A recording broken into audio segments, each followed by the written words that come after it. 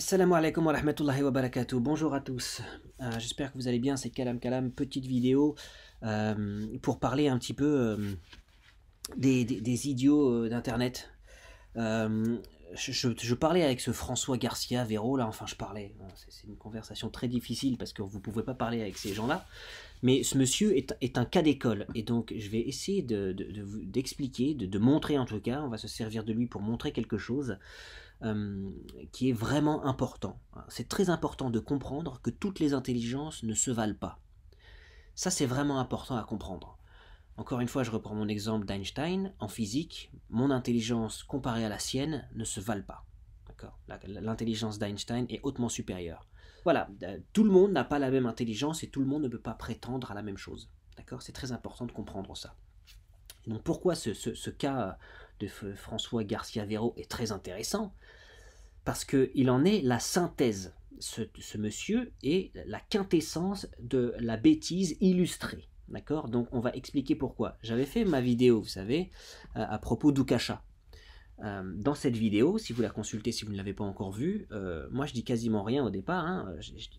Je reprends les propos d'Ukasha qui disait non mais le cœur, en fait le cœur non, le cœur ne réfléchit pas, le cœur est une pompe à hémoglobine, okay, le cœur n'est là que pour alimenter le corps et le cerveau en sang, d'accord. Ce à quoi je mets une vidéo d'un mec qui dit que en 91, des chercheurs, des scientifiques donc, ont découvert qu'il y avait 40 000 neurites sensorielles, donc des neurones en quelque sorte, dans le cœur, d'accord, et que voilà, donc on pouvait, d'après eux, comprendre, ressentir les choses, voilà. Alors ce n'est peut-être pas encore un fait établi, mais en tout cas, le fait qu'il y ait ce genre de neurites sensorielles dans le cœur, voilà, laisse entendre que le cœur a une fonction autre que simplement faire circuler le sang dans le corps, d'accord. Voilà, donc moi j'ai dit à Ukasha, tu parles trop vite, parce que la science est en train d'évoluer et la science va te prouver que tu as tort. D'accord. Ce monsieur-là, François Garcia, est pas content. Il n'est pas content. Non, lui c'est non. Non, c'est faux. Son argument c'est faux. Non, c'est faux. Ce que tu dis est faux. Voilà, donc c'est pas moi qui le dis, c'est les scientifiques en 91 qui ont découvert ça. C'est pas moi qui le dis, je l'ai pas inventé. D'accord. Ce à quoi s'ensuit une conversation qui est totalement inintéressante parce qu'on ne peut pas parler avec ces gens-là, parce que ces gens-là, ils résonnent comme des tabourets. Et donc c'est très dur de parler à un tabouret, et celui qui parle à un tabouret n'est pas plus intelligent qu'un tabouret. D'accord? On est bien d'accord. Il répond que je suis un clown, voilà, donc bon, bah, très bien, mais encore une fois, c'est pas mon avis, c'est pas moi qui ai dit en 91 que le cœur avait des neurites sensorielles, c'est pas moi qui ai dit ça, d'accord. Bon, mais il n'arrive pas à comprendre, il n'arrive pas à piger, hein. Et ensuite, voilà, il m'écrit ce message, et qui est la quintessence de la bêtise. Il y a un principe en science qui veut que ce qui n'est pas prouvé est faux jusqu'à preuve du contraire. Mais l'inverse est vrai aussi, en fait. Il y a un principe en science que ce qui est défini comme vrai est vrai jusqu'à preuve du contraire. Donc déjà, cette remarque n'a aucun intérêt. Ainsi, celui qui affirme quelque chose doit prouver ce qu'il dit en l'absence de preuve. Il est du devoir scientifique de considérer l'hypothèse comme étant erronée pour ne pas sortir de la science et entrer dans la croyance. Mais je m'en fous de ce que tu dis. C'est ça qui comprend pas ce monsieur, c'est que tu ne fais pas partie d'un parterre de scientifiques à qui moi je viens proposer une théorie. C'est les scientifiques qui le disent. Donc si t'es pas d'accord avec les scientifiques, encore une fois, comme j'ai dit dans l'autre vidéo, les neurites sensorielles, le cœur et les australopithèques dont tu fais partie, hein, bah, tu leur écris un courrier, tu écris au CNRS. Hein, parce que c'est eux qui sont en train de travailler là-dessus et c'est eux qui le disent, c'est pas moi. Donc tu prends tes petits doigts, tu leur écris un courrier, tu écris au CNRS, hein, et tu leur dis qu'ils ont tort.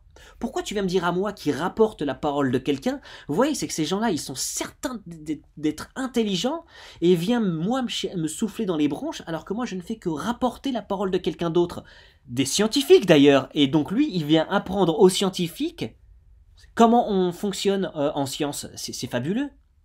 C'est fabuleux, c'est pour éviter que celui qui affirme que la licorne dorée légendaire vit en Australie, blabla, donc tout ça, blablabla, blablabla, hein. Oui, le cœur possède un réseau de neurones, mais personne dans le monde scientifique ne prétendrait qu'il a une fonction cognitive telle que croire ou comprendre. Mieux, il poserait une hypothèse et demanderait des études approfondies, mais c'est exactement ce qui est en train de se produire. Alors on va lire, hein, puisque c'est trop compliqué pour ces gens-là. En outre, des recherches récentes en neurocardiologie suggèrent que le cœur est plus qu'une simple pompe qui réinjecte le sang à travers le corps humain, ce que je disais à M. Ocacha. Cet organe dispose d'un système nerveux considérable et a la capacité d'encoder et de traiter l'information. Donc de comprendre. C'est pourquoi il est capable, indépendamment du cerveau, de se souvenir, de produire des décisions fonctionnelles et également d'influencer les perceptions du cerveau et le processus émotionnel. C'est pas moi qui le dis, c'est Iris Intuition. Mais vous voyez, et ces gens-là sont des ânes.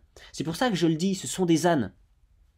N'oublie pas que le Coran est une copie des textes précédents et que le cœur est mentionné dans certaines des fois dans la Bible. Mais ça n'a rien à voir. Dans certaines fois, dans la Bible, le cœur est présenté comme étant le centre de la foi, le lieu de la rencontre entre Dieu et l'homme, ou encore l'organe qui contient l'âme humaine. Mais on s'en fout, ça n'a rien à voir. Ça n'a rien à voir. Le Coran dit que le cœur comprend. Les gens comprennent avec le cœur. Ça ne veut pas dire qu'on ne comprend qu'avec le cœur. Ça veut dire que le cœur comprend. C'est ce qu'on appelle chez nous en islam un signe de la réalité d'Allah, que c'est bien lui qui nous a créés, parce que sinon, où c'est écrit ça il y a 1400 ans, où c'est écrit aussi clairement, ils ont des cœurs mais ne comprennent pas. Okay, et encore une fois, le Coran dit qu'il n'y a pas de contradiction, il n'y a pas d'erreur dans ce livre. Donc si le cœur ne comprenait rien du tout, il y aurait une claire contradiction, et ce n'est pas le cas, la science est en train de vous le dire. Et là, même là, le mec, ils sont pas contents. Vous vous rendez compte? Donc on ne les convaincra jamais, ces gens-là. Moi je cherche pas à les convaincre, d'accord, mais eux, impossible de les convaincre. Et c'est pour ça que, même si Dieu venait sur terre et te disait « Salut, c'est moi Dieu », tu le croirais pas. vous n'avez pas la capacité de compréhension. C'est très important à comprendre, d'accord? On a découvert aujourd'hui, enfin on a découvert il y a une trentaine d'années, qu'il y a des neurones dans le cœur. Donc ça, voilà, on est en train de faire un bout de chemin, comme je l'ai dit. Mais toi, tant qu'on n'est pas encore à l'arrivée, tu ne crois... En fait, ce monsieur, vous voyez, il est parti de la ligne de départ, il avance pendant la course, mais tant qu'il n'a pas traversé la ligne d'arrivée, pour lui, il n'y a pas de ligne d'arrivée. Ces gens-là n'ont aucune nuance. Donc il faut se méfier de ces gens qui pensent... Ils sont persuadés de faire du sens, alors qu'en réalité, ils raisonnent comme des tabourets. C'est vraiment ça. Peu importe ce que dit la Bible, on s'en fout. La Bible, elle dit que le cœur est le centre de la foi. Ça n'a rien à voir. Le Coran dit que les gens comprennent avec le cœur. Hein. Ils ont des cœurs, mais ils ne comprennent pas. Donc, entendu, on peut comprendre avec le cœur. La science, là, dit qu'il y a des neurones. Ça, on ne le savait pas avant. Peu importe que le texte coranique est une copie des textes précédents, mais qui est d'ailleurs n'importe quoi, mais c'est faux. Si le texte coranique était une copie des textes précédents, alors le Coran aurait récupéré les erreurs des textes précédents. Or, il ne récupère aucune erreur.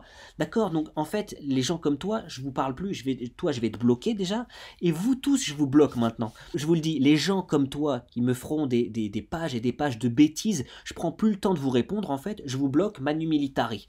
Je lis une bêtise sur mon YouTube, je bloque, d'accord? Ça va être direct. Celui qui ne comprend pas, c'est pas grave, je peux pas lui en vouloir de pas comprendre, moi il y a plein de choses que je ne comprends pas.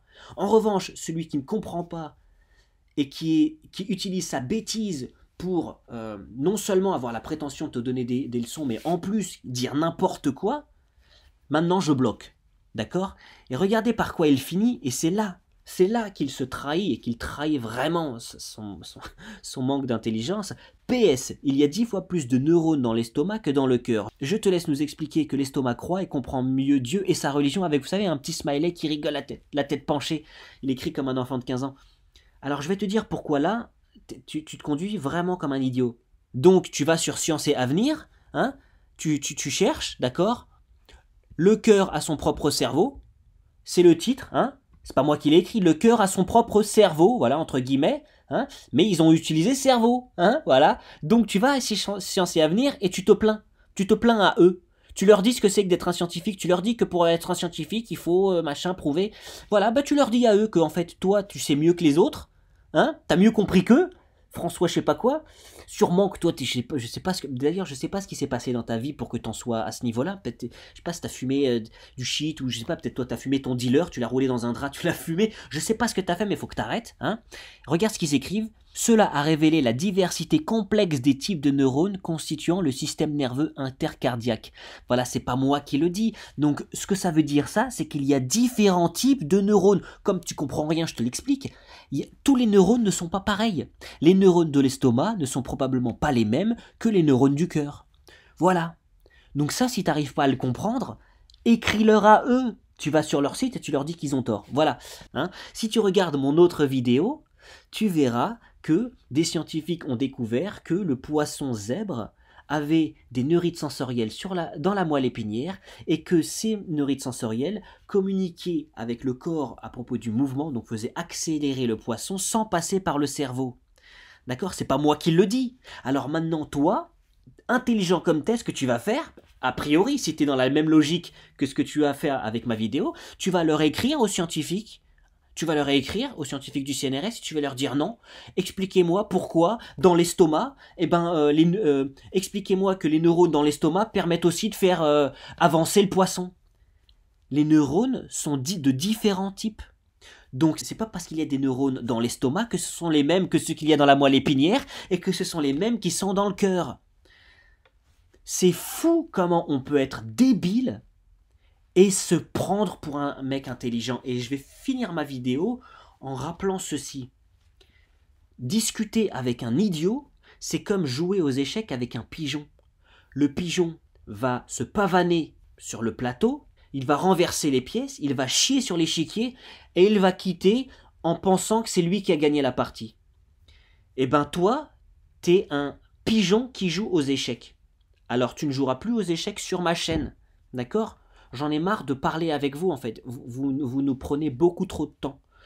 Vous êtes énergivores, vous consommez notre temps de manière disproportionnée pour l'intérêt en fait. Donc voilà, tout ça pour dire méfiez-vous de ces gens-là qui sont persuadés d'être intelligents. Je finirai juste en disant ça.